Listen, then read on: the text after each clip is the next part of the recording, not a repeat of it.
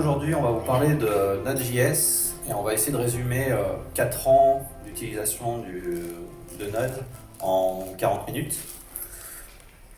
Je m'appelle Julien, voici Gaëtan. On travaille tous les deux pour Solocal. La promesse de Solocal, c'est de ramener plus de visites dans des magasins physiques, donc les magasins de votre boucher charcutier de votre quartier, aux magasins de plus grands groupes tels que la Fnac. Et nous, on travaille justement sur le produit Bridge qui s'adresse à ces grands groupes pour leur permettre de développer leur chiffre d'affaires, mais vraiment local, donc au niveau de chaque magasin. Notre produit donne un aperçu d'ensemble de notre produit, l'architecture du produit. Donc on a un ensemble d'API qu'on a développé en Node. Ces API-là communiquent entre elles avec un Rabbit, puis après on a d'autres technos, on a du PHP, on a de l'Angular JS et de l'Angular. Et donc nous là aujourd'hui on va vous parler un peu de notre aventure avec le framework Node.js. Donc on va retourner un peu dans le temps. On est en 2015. La version existante de notre produit commence à donner des signes de faiblesse. Elle était développée en Ruby et on avait quelques soucis, notamment pour trouver des gens qui voulaient faire du Ruby.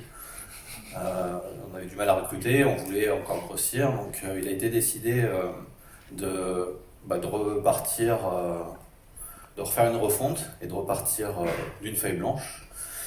Du coup, on a pu réfléchir à qu'est-ce qu'on voulait utiliser pour cette nouvelle version. Et donc, on s'est dit qu'on allait utiliser des technos modernes, modernes pour l'époque. Donc, on a décidé de partir sur du Node. Et pour faire du Node, il faut faire du JavaScript. Et à l'époque, le JavaScript, l'état de l'art, c'était de l'ES6. Donc, du coup, on s'est quand même posé la question vous allez me dire pourquoi JavaScript. La principale raison qu'on avait identifiée de pourquoi on voulait faire ça, c'était qu'on voulait partager du code entre le front et le back. Et JavaScript, du coup, ça permettait de faire ça, parce que généralement, les fronts, on utilise du JS, et dans le back, avec Node, on va pouvoir faire la même chose, donc partager du code entre les deux couches. Et l'autre point, c'était le niveau recrutement. JavaScript, généralement, tout le monde connaît. Au pire, s'ils ne connaissent pas, c'est assez facile de rentrer dedans. Donc, du coup, ça permettait de faire vraiment un bond par rapport à Ruby. Pour la base de données, on est parti sur du Mongo. Mongo, là, ce qui nous intéressait, c'était vraiment les performances en lecture. Pour discuter avec Mongo, on a utilisé le framework Mongoose, la librairie Mongoose, pardon. Là, ce qui nous intéressait, c'était de pouvoir définir des schémas pour nos documents et ainsi avoir une validation de ces documents-là et éviter de pourrir notre base de données. Côté HTTP, là, on n'a pas pris de risque. On a pris la référence de l'époque, donc Express. Et voilà les briques de base qu'on a utilisées pour créer notre première API. Mais en plus de ces technos-là, on a mis en place d'autres choses. Gaëtan va présenter. Ouais, parce que là, on s'est concentré sur les librairies qu'on utilisait pour le code de production. Niveau qualité de code, on s'est posé la question on repart sur quelque chose où il n'y a absolument aucun code, donc on va faire des tests, du TDD pour certains, pas du TDD pour d'autres. Dans tous les cas, il a fallu choisir un framework, une librairie pour faire nos tests. On a choisi Jasmine, parce que à l'époque c'était la référence, et en fait c'est aussi un framework qui permet de tout intégrer, à la fois la librairie pour les mocks, pour les expectations, là où des concurrents comme Mocha, on va avoir besoin d'autres libs à configurer en plus, comme un Che ou un Silo. Donc là, on avait notre framework complet, on pouvait faire nos tests unitaires, et comme objectif, on avait couverture 100%. Alors ça peut paraître un truc délirant, mais comme on partait de rien, finalement on s'est dit, on n'a pas de legacy, on n'a pas de code de test à rattraper sur le code qui avait déjà été fait.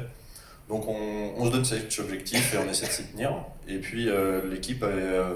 globalement, tout le monde était d'accord pour essayer ça, donc on a commencé comme ça.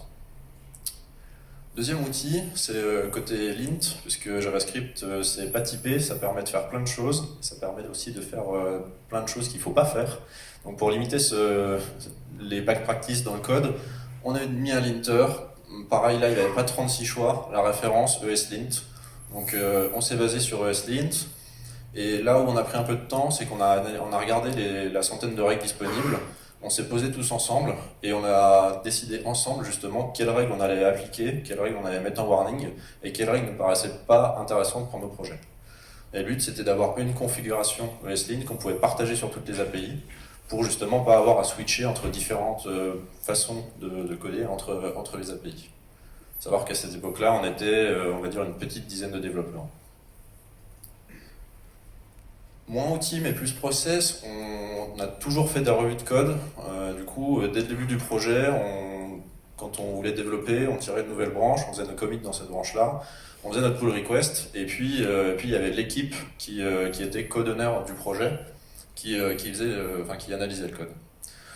Dans notre pull request, on avait des checks automatiques, on avait le code cov, donc pour vérifier la couverture. On s'était pas mis de seuil à ne pas franchir, on s'était plutôt bloqué le fait on ne doit pas faire descendre la couverture de code. Comme ça, même si on est assez bas, finalement, elle va pouvoir que monter et on va pouvoir, en gros, viser notre objectif de 100%. On avait notre CI, ça c'est partie CI qu'a présenté Julien dans un autre talk hier. Alors en JS, vous allez me dire, il n'y a pas grand chose à faire, on pourrait quand même lancer notre linter, du coup, lancer nos tests et puis builder notre application et voir si ça fonctionnait. Et dernière analyse qu'on avait, c'était l'analyse SonarCube, je pense qu'il y en a un certain nombre qui connaissent. C'est une analyse qui est un peu plus poussée que ce que va nous ressortir juste le linter. Donc on a des erreurs ou des best practices qui sont plus haut niveau et qui sont aussi des retours intéressants à prendre, surtout au niveau des PR. Je vous en ai parlé rapidement, en fait on avait un système de code-owner, c'est que chaque équipe était code-owner de plusieurs API. Et le but, c'était de se dire, une PR, pour qu'elle soit validée, il va falloir que ce soit une équipe l'équipe qui est code-owner de l'API qui valide. Pourquoi on a mis en place ce système?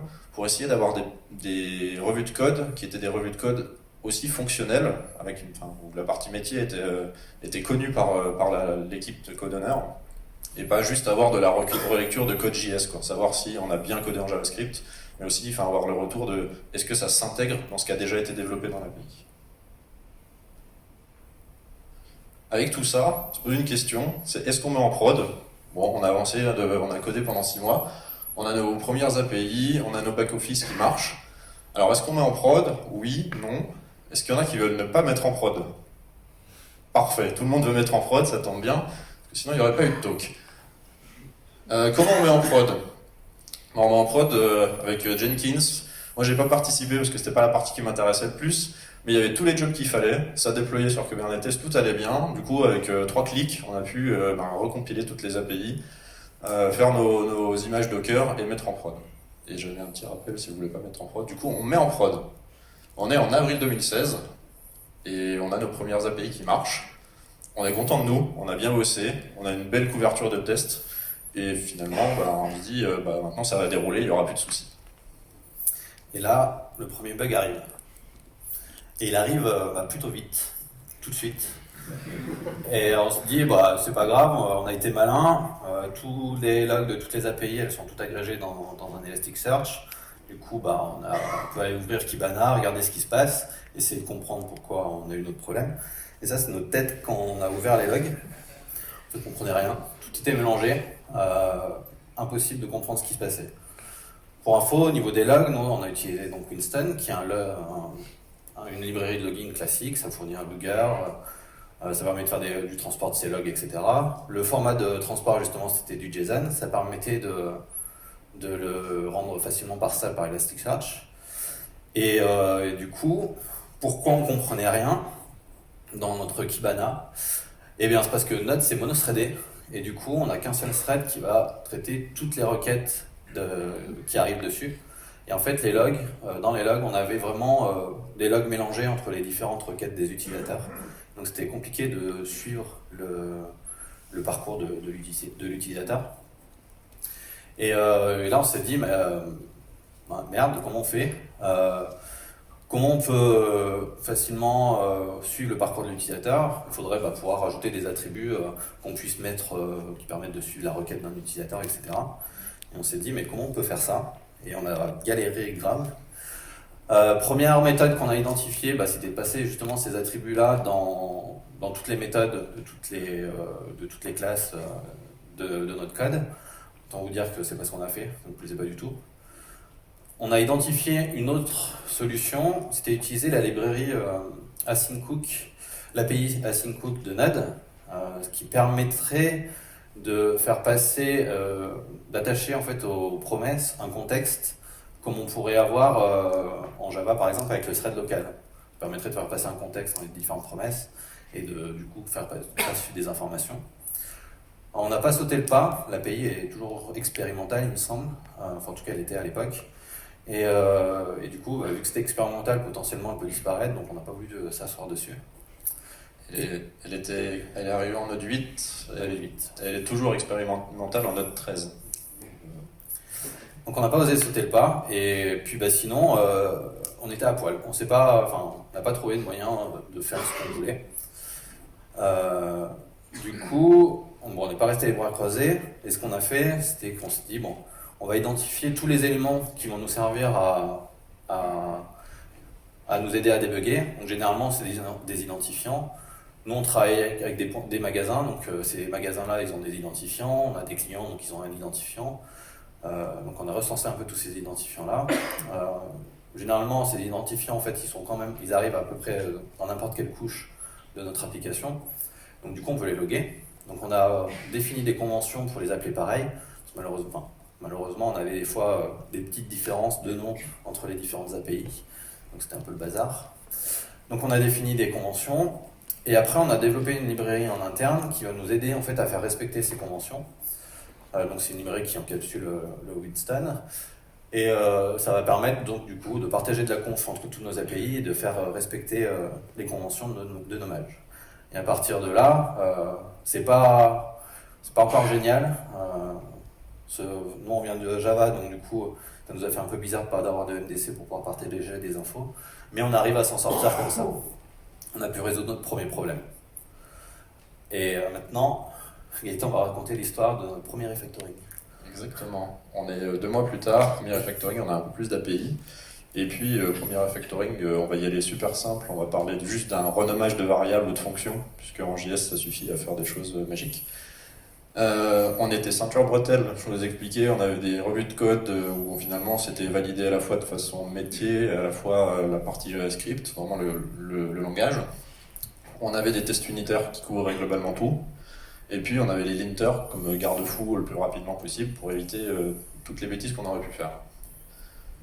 Donc avec ça, globalement, j'y allais assez serein, tout va bien se passer, je vais renommer une fonction, je fais Maj F6, je renomme la fonction. Mon WebStorm me dit ok, j'ai renommé cette instance-là et puis tous ces appels-là, donc, ça a l'air pas mal, allons-y comme ça.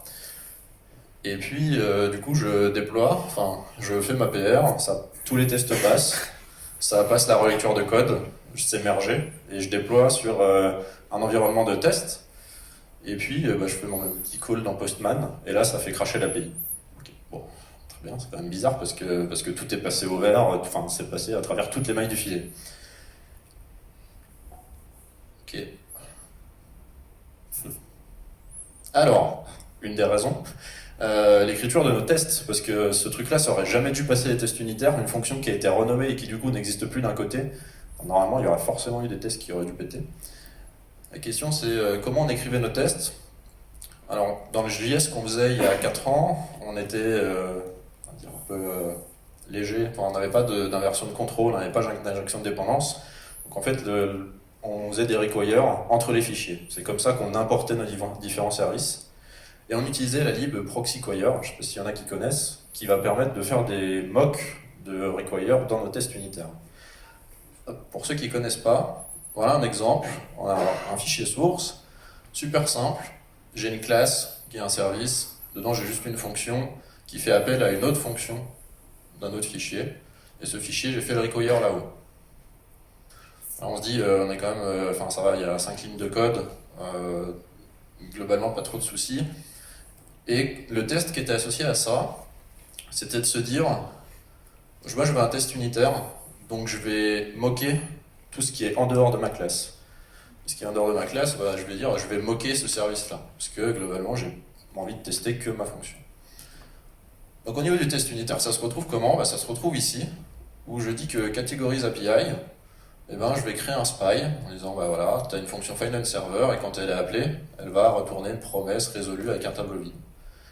Et là où proxyquire intervient, c'est à la construction du service, au lieu de faire un require simple, je fais mon proxyquire en lui donnant la classe enfin mon fichier, et en lui disant à chaque fois que tu vas un require de ce module-là, alors tu vas utiliser le mock que j'ai défini avant.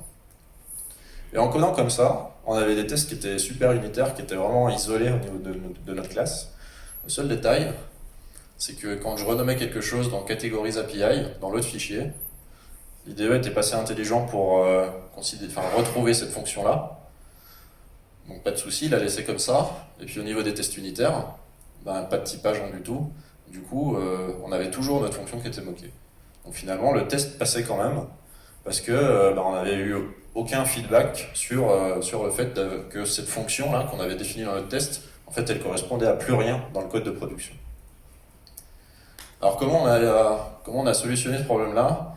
On s'est dit, ok, nos tests, ils sont super unitaires, ils sont super isolés. Du coup, ce qui pourrait être malin, c'est d'avoir des choses un peu plus haut niveau, des tests d'intégration qui vont tester de bout en bout tous nos services. Et comme ça, ce genre de problème n'arrivera plus, parce qu'on aura vraiment testé l'enchaînement des fonctions. On les a fait en Jasmine, et après on a migré à Jest. Alors Jest, je pense que tout le monde connaît maintenant, c'est un autre framework de test. On a migré à Jest principalement parce qu'on y gagnait en perf. Alors on n'a pas divisé par 2 le temps de run, mais on y gagnait en perf, et surtout il y avait des petits trucs sympas, comme le snapshot testing. Alors je vais me dire, ok, mais ça c'est peut-être plus sur le front. En React, on peut faire du snapshot testing composant, c'est super. Mais finalement, côté backend, on peut le faire aussi, en se disant, j'ai un objet JSON, et je vais en faire un snapshot, et ça peut être utile dans certains cas. Et puis il y a des petites options sympas, comme le only change, ou le watch que sur les tests qui ont failed. Ça permet de ne pas avoir à lancer tous les tests unitaires. Là où Jasmine, à l'époque, on était obligé de relancer 1200 tests, ou alors de mettre des patterns, juste le fichier qui nous intéressait. Et enfin, donc sur la partie parallèle worker, c'est qu'en fait, Jest il va exécuter les tests avec le nombre de cœurs de la machine -1, donc on va avoir plusieurs workers en parallèle, donc on va y gagner un petit peu en performance. On arrive en février 2018. Alors TypeScript, il y a déjà pas mal d'articles dessus, c'est déjà adopté par plusieurs projets, et on se dit, peut-être qu'on pourrait essayer aussi. C'est-à-dire qu'on va faire notre première API en TypeScript et on va voir ce que ça nous apporte. Je ne vais pas revenir sur ce qu'est TypeScript, c'est un super set de JavaScript. Il y a 1 milliard d'articles et de conférences qui présentent tout en détail, toutes les fonctionnalités.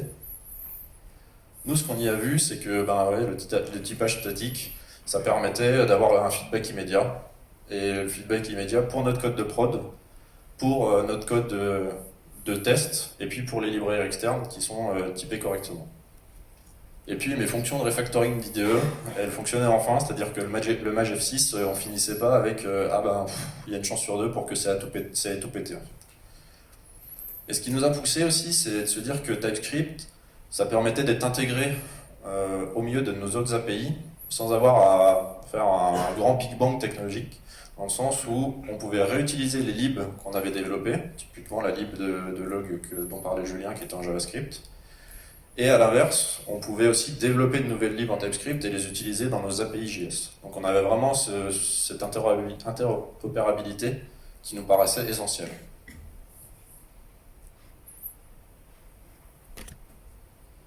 Ça n'arrive pas à tout traverser, je suis désolé. Trop gros. Donc on a commencé à avoir nos types TypeScript, et puis on a mis des types un peu partout. On était hyper contents. Il y a certaines personnes qui maîtrisaient mieux TypeScript que d'autres. On s'est retrouvé avec des types qui de temps en temps étaient justes ou plus ou moins justes.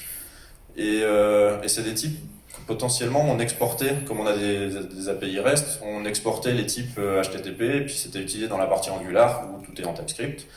Donc on refaisait nos types côté Angular aussi, et puis le jour où on le codait, tout allait bien, c'était bien synchronisé, et puis au bout de 2 semaines de développement, on avait des divergences. Donc, elle est rebelle.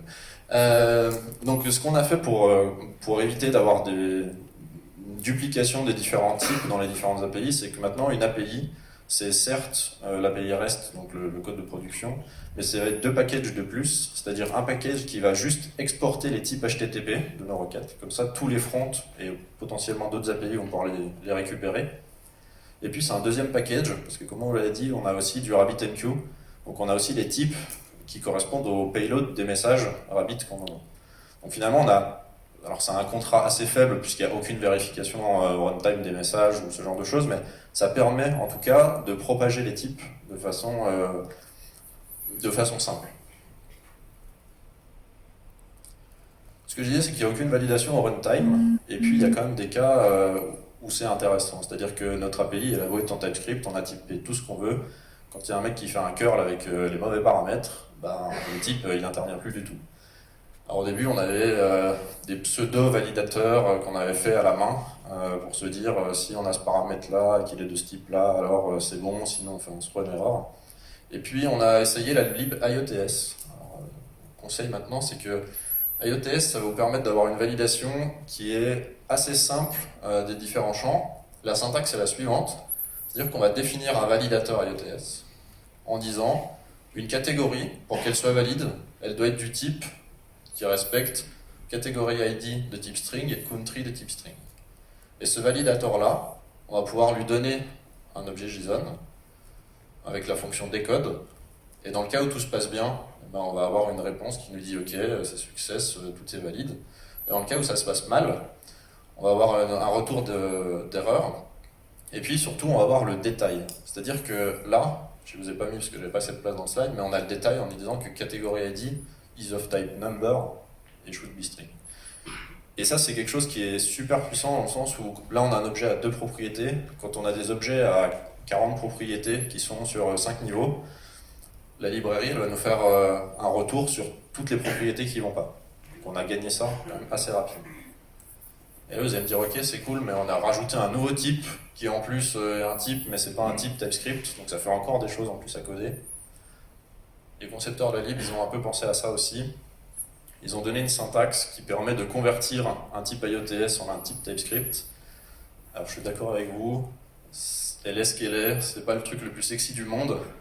Mais à partir de notre validateur, on va pouvoir extraire un type TypeScript.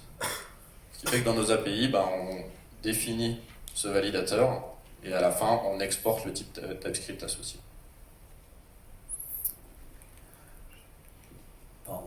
Du coup, on a réduit notre boucle de feedback des devs grâce à TypeScript, grâce à Jest, et on a essayé de pousser un peu plus loin. Avec TypeScript, venait le linter tslint, donc du coup les nouvelles API TypeScript utilisaient ça. Donc on a utilisé tslint. La surprise c'est qu'ils ont annoncé que tslint n'était plus supporté, donc toutes les règles de TypeScript ont été rembarquées dans ESLint. Donc du coup on a fait la migration inverse. À côté de ça, on a découvert d'autres linters, notamment commitlint. Commitlint, comme son nom l'indique, il va aller regarder les messages de commit. Et ça va permettre d'appliquer des standards sur ces messages de commit là. Vous allez me dire à quoi ça sert. Déjà, la première chose, c'est que ça permet d'avoir un historique propre. Et ça fait plaisir à mon côté psychorigide. Mais sinon, en fait, on se sert de ça pour générer automatiquement des changelogs. Pour toutes nos API, en fait, on automatise la création de changelog. Derrière, on a utilisé l'outil Prettier. Prettier, c'est super cool comme outil. Maintenant, on l'utilise de partout. Ça permet de formater notre code source. Plus de bataille sur comment on formate. On applique ça. La configuration, elle est dans le package design du projet. Donc, du coup, on ne se pose pas de question comment c'est formaté. On applique le format existant du projet. Et derrière, on a utilisé Husky pour configurer des hooks Git pour appliquer automatiquement tous les linters, forcer les développeurs à le faire. Donc sur le hook pré-commit, on va lancer le slint. Dès que, si jamais il y a un problème de lint, le commit est interrompu, le développeur doit corriger. On lance Prettier pour formater le code. Du coup, on se retrouve avec que des commits qui sont corrects, qui sont bien formatés. Et derrière, sur le hook message, on va lancer commitlint qui permet de contrôler le message du développeur. Donc bien sûr, ça reste. Pour commitlint, si le développeur doit encore réfléchir à comment résumer son commit, mais au moins déjà on aura un format standard. Et les hooks, il faut savoir que les hooks sont désactivables par les développeurs, donc on peut toujours avoir des petits malins qui bypassent ces hooks pour aller plus vite. et donc potentiellement committer n'importe quoi et pousser n'importe quoi. Donc il faut bien penser à ce que la CI, elle run tous les checks qui sont disponibles. En plus de l'amélioration de l'expérience du développeur, on a essayé de pousser des améliorations au niveau du run. La principale, c'était au niveau de nos API, donc de nos images Docker. Quand on a commencé, on avait des Dockerfiles qui ressemblaient à ça, donc tout simple. Le problème avec ce type d'image, c'est le poids. Donc c'est très gros. Pour une petite API Node, se retrouver avec 1,5 giga à télécharger à chaque fois et à envoyer à chaque fois, ça prenait du temps. C'était pénible. Donc du coup, on a essayé de trouver comment améliorer ça. Et, parce qu'on avait retrouvé l'excuse des développeurs d'antan sur la compilation de code, sauf que maintenant c'était les images Docker qu'on envoyait. Et pour améliorer ça, on a utilisé les multi-stage build de Docker. Donc l'idée derrière, c'est d'avoir dans le Dockerfile définir plusieurs types d'images. Donc on va en avoir une première qu'on appelle le builder, qui va permettre de télécharger toutes les dépendances de Node, permettre de construire l'application et d'avoir tout ce qu'il faut pour pouvoir runner les tests dedans. Une subtilité qu'on a utilisée, c'était de bien penser à extraire la partie package JSON et yarn-lock, la copier indépendamment, pour éviter, si jamais on a une modification qui impacte que du code et pas du tout de dépendance, d'éviter à devoir à ce que l'image elle retélécharge toutes les dépendances de l'API. Et en utilisant juste ça, en fait, on va utiliser le cache Docker qui va voir que le package JSON a changé, donc il passe à l'étape d'après. Derrière, on va avoir une image Production Builder qui, elle, va permettre simplement de télécharger toutes les dépendances de prod, donc les dependencies et pas les dev dependencies. Et on va aller copier depuis l'autre image tous les fichiers qui ont été construits. Et enfin, on en a une dernière, l'image de prod en tant que telle. Donc là, on part d'une image source qui est plus petite et on va simplement copier tous les fichiers des images précédentes. Et on se retrouve avec une image divisée par 10. Et du coup, on était plutôt content parce qu'on a gagné en temps pour envoyer des images sur le registry, pour les récupérer. Donc ça, c'était cool. Une autre amélioration qu'on avait mis en place suite à des comportements bizarres en prod, il faut savoir que si une promesse n'est pas catchée dans la chaîne de promesses, elle va remonter au plus haut et on va simplement avoir un warning dans la console qui dit que la promesse n'a pas été attrapée. Et nous, on avait des comportements comme ça bizarres. Mais là, le bon côté, c'est qu'on a moyen d'attraper toutes les promesses qui ne sont pas catchées avec ce another rejection, et donc de pouvoir loguer tous nos problèmes. Donc ça permettait derrière de débugger le problème, de retrouver l'endroit où est-ce qu'il y avait le problème pour la prochaine fois. Et nous, ce qu'on faisait, c'était qu'on rebalançait l'erreur, on balançait une vraie erreur pour faire crasher l'application et permettre à Kubernetes de redémarrer le service derrière. Un autre point sur le graceful shutdown qu'on faisait pas au début, donc c'était pas très jojo, mais bien penser à attraper le signal le SIG-term pour pouvoir vous débrancher de la base de données, vous débrancher, arrêter le serveur HTTP, etc. Et notre connexion rapide. Ça coûte rien et c'est quand même mieux de le faire. Plus récemment, ce qui nous manquait dans notre utilisation de Node, c'était la partie inversion de dépendance, un conteneur pour injecter des dépendances, etc. Maintenant qu'on est en TypeScript, on a pu utiliser d'autres types de librairies, donc typiquement Inversify.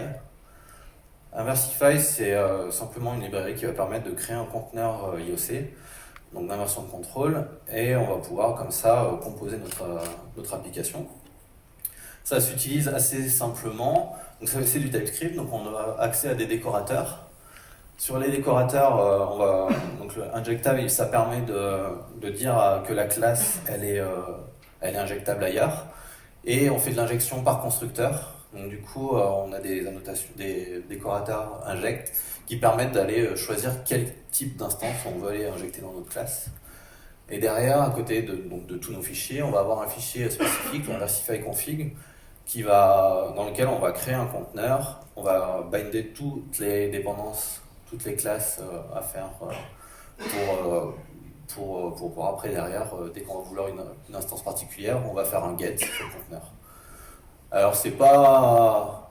Au final, donc on l'a utilisé, je crois qu'on l'a utilisé dans 2 API. C'est un peu lourd quand même à utiliser parce que du coup là sur des grosses API, on se retrouve avec un fichier inversify config qui est énorme. Il y a des features permettant de découper un peu plus ce fichier-là, mais bon, ça permettait quand même d'avoir de l'inversion de contrôle en Node. Et plus récemment, on a testé le framework Nest, et sur ce framework-là, on a créé une API. Ça faisait un moment qu'on en avait entendu parler, donc du coup on a dit qu'on allait tester. Et on en est plutôt content. Le bon côté qu'on voit, c'est qu'on a les mêmes principes qu'avec Angular. Du coup, niveau Angular, on se retrouve avec des modules, des services.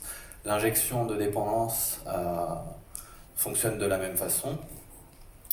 Et c'est en TypeScript, donc utilisation massive de décorateurs. On va pouvoir créer des contrôleurs avec des arrobas contrôleurs, etc. Un peu comme ce qu'on pouvait faire en Java. Ça supporte le REST, ça supporte aussi donc, le messaging, nous c'était cool, c'était bien pratique pour la partie Rabbit.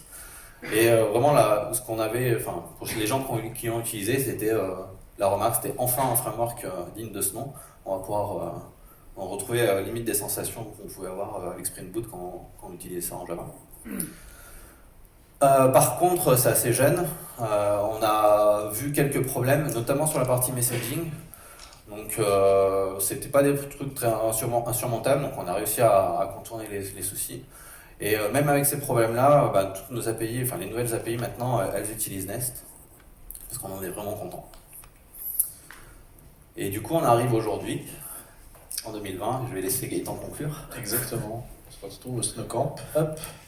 Et donc là, on vous a résumé 4 ans en un peu plus de 30 minutes, et j'ai essayé de faire 4 ans en globalement 4 minutes. Qu'est-ce qu'il faut retenir? Quels sont les plus que qui nous ont vraiment plu? Déjà, c'est la légèreté de Node. Alors, dans une image Docker bien construite, c'est la légèreté de Node et de l'image. Le fait que c'est super rapide à démarrer, et dans un contexte comme le nôtre où on a un Kubernetes qui peut tuer des API pour les remonter ailleurs, c'est quelque chose qui est important. Deuxième point, c'est que le moteur qui est utilisé dans Node.js, c'est le même qui est dans Chrome, c'est V8, et il y a un suivi des évolutions qui sont assez rapides. Donc on peut avoir des bug fixes et des nouvelles fonctionnalités qui arrivent sans attendre 5 ans entre 2 versions. On a trouvé pas mal d'outils intéressants qui finalement sont des outils pour contraindre un peu et restreindre un peu les libertés qu'on avait avec JavaScript au début. Alors on va pas se mentir, maintenant qu'on a du TypeScript, c'est vraiment la compilation TypeScript qui nous amène le plus de feedback, mais on les a gardés. Et le Prettier, quel que soit le langage, maintenant on essaie de trouver, et on est terriblement déçu quand Prettier ne supporte pas le langage qu'on est en train d'utiliser. Par contre, à l'inverse, le premier point, c'est pas vraiment un moins, puisqu'on a trouvé la parade, c'est que maintenant on se relancerait plus sur un projet d'envergure juste en JavaScript. C'est-à-dire que ce qu'on a fait au début avec de l'ES6, je pense qu'il n'y a plus personne de l'équipe de dev qui serait partant pour recommencer. Et là, on pousse un peu plus loin, c'est-à-dire que je pense que maintenant, il y a de moins en moins de personnes de l'équipe de dev qui seraient prêtes à repartir sans framework. Donc là, on vous a parlé de Nest. On avait fait un petit comparatif avec d'autres frameworks. Il y a Loopback, notamment dans la dernière version, mais on en a entendu parler à un moment, et là, on n'entend plus trop parler, alors que Nest, c'est vraiment l'inverse, donc c'est ce qu'on recommanderait. Et la partie injection de dépendance, c'est vraiment agréable à retrouver quand on développe. Le deuxième point, c'est pas forcément lié que à Node, c'est lié au monde du web de façon globale. Ça marche aussi pour la partie front. C'est le fait que l'écosystème est un peu amateur, c'est-à-dire que nous, on s'attendait à ce qu'il y ait peut-être une grosse lib de log qui est toutes les fonctionnalités auxquelles qu'on avait l'habitude d'utiliser dans d'autres langages. Et là, on était un peu déçus. Il y a beaucoup de choses disponibles, Et il faut essayer de les faire fonctionner ensemble, de trouver les bons outils. Et du coup, des fois, c'est essayer un outil, puis un deuxième, puis un troisième, et enfin, le troisième, plus des extensions custom pour faire quelque chose. Côté API, alors la doc, au niveau doc, on a essayé plusieurs outils. Nest vient avec une configuration de Swagger, c'est ce qu'on a trouvé de mieux pour l'instant. Avant, on avait essayé d'autres outils, pareil, on n'a pas été super convaincus. Et enfin, la gestion des dépendances, c'est-à-dire qu'il y a des montées de version un peu tout le temps à faire, il faut suivre. Donc nous, on est sur GitHub, on a des Pandabot qui nous ouvrent les PR de manière continue. Par contre, il y a des petits détails, et ça rejoint l'écosystème amateur, c'est que des fois, des versions mineures, il y a des breaking change, c'est documenté nulle part, et puis le Dépendabot, ça fait planter la PR. Du coup, il faut prendre du temps à regarder la montée de version, c'est quand même pas le plus intéressant. Et enfin, ce que disait Julien au début, c'est que JavaScript, on en avait côté front, côté back, et puis c'est quand même un langage assez simple à prendre en main. Du coup tout devrait bien rouler. Il y a certains points qui sont pas si simples que ça. L'asynchronisme, c'est quelque chose qui vient avec les promesses, donc il y a des nouveaux concepts à apprendre, qu'on n'a pas forcément dans d'autres langages. Là, on va sûrement arriver dans une ère RxJS observable un peu partout. Il y aura des nouveaux concepts. Et c'est pas immédiat. Enfin, des fois, on a l'impression d'avoir tout compris et du premier coup, et en fait, c'est un peu plus compliqué que ça. Côté debug et profiling, alors c'est de mieux en mieux, et on remercie les Chrome DevTools, parce que sinon, ça serait une galère sans nom. N'empêche que quand on est habitué à certains autres frameworks ou certaines intégrations dans certains IDE, ça peut paraître un peu rudimentaire. Ça marche bien dans les cas super faciles où on a juste un yarn start, pas 12 000 options et pas de choses compliquées. Dès qu'on a un peu plus que juste la CLI classique, l'intégration dans les IDE est plus compliquée. Et enfin, les bibliothèques standards limitées, c'est-à-dire que Node, ça amène quelques API. Alors, il y en a qui restent en expérimental pendant super longtemps, mais en fait, on s'attendait à ce que ça amène plus de choses. Je pense qu'on était plus dans l'idée que c'était un framework un peu plus global, alors qu'en fait, on n'a pas grand-chose, et c'est pour ça qu'on est obligé de rajouter plein de choses et de faire des sélections de librairies. Merci à tous, et on va avoir du temps pour des questions.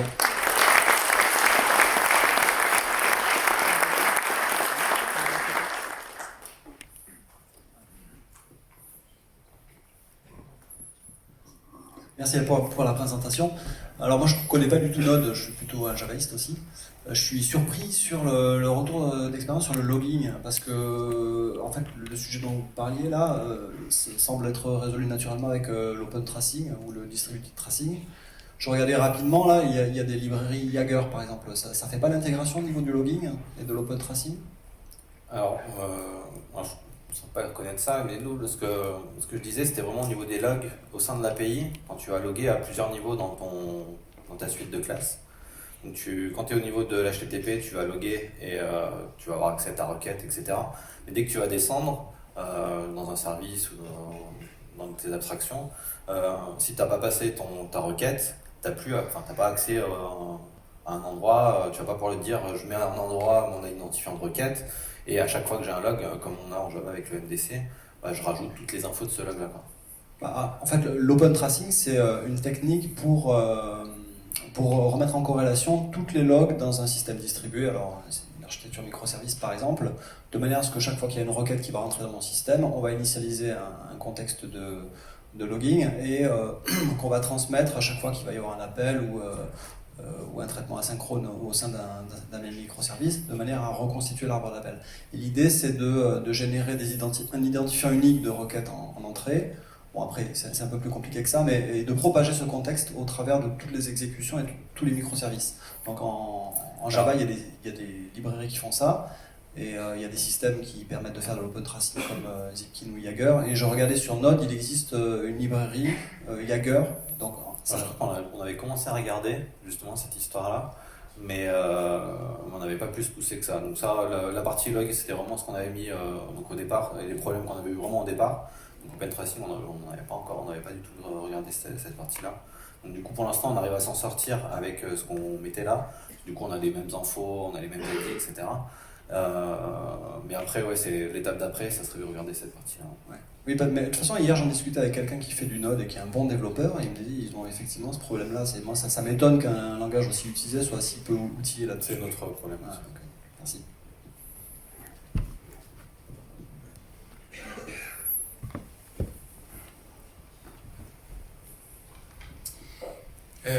Dans la présentation un des choix, enfin une des raisons du choix de Node, c'était le partage de code entre le back et le front. C'est une promesse que j'ai souvent entendue. Je ne suis pas hyper convaincu. Est-ce que vous l'avez vraiment appliqué dans le projet? Je laisserai bon. Non. C'était une très jolie promesse, mais du coup, il n'y en a pas. Si, maintenant on partage les Bah, types. Ouais, c'est ça. Avec TypeScript, maintenant, on partage des types, mais c'est tout. Enfin, il n'y a pas eu plus.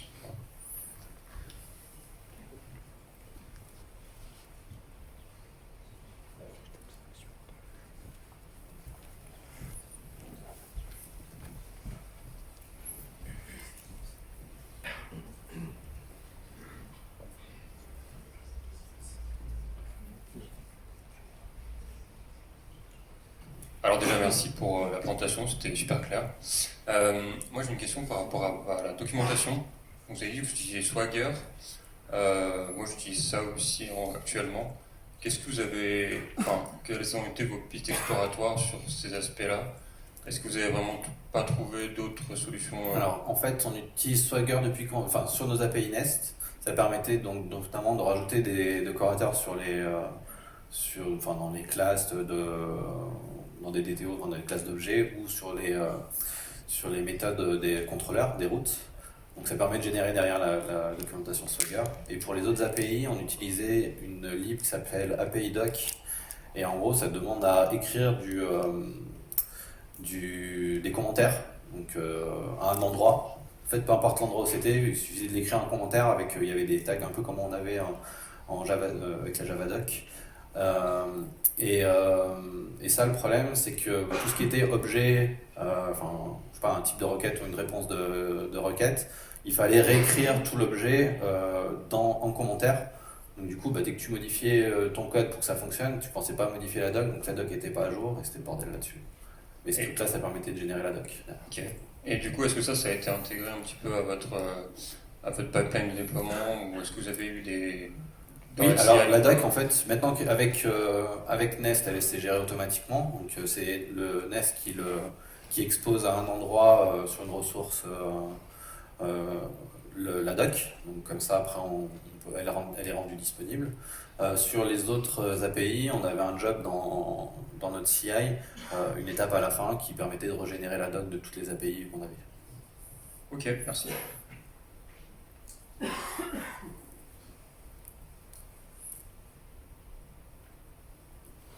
S'il n'y a pas d'autres questions, merci à tous et bonne continuation.